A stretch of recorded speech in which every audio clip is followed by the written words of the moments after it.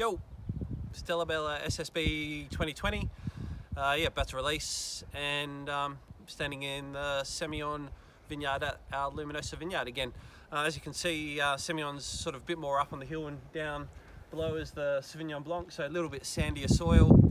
Again, looking at no herbicide, trying to get as much organic matter, a lot of clover in the mid-row mix, nodulation, nitrogen source for the vines. We spur prune the Semillon.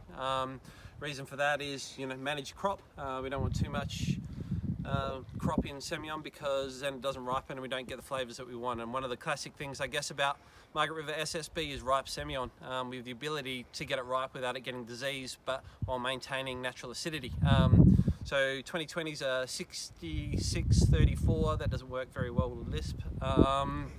66-34 blend, and 66% of the Semillon, say that with everything with an S in its name, comes from this vineyard and gets really nice and ripe. We have quite high turbidity but ferment it in tank. The Sauvignon Blanc proportion comes from about 3 of our Stella vineyards, but 30% of that's old oak barrel fermented, again to bring a bit more texture into the wine.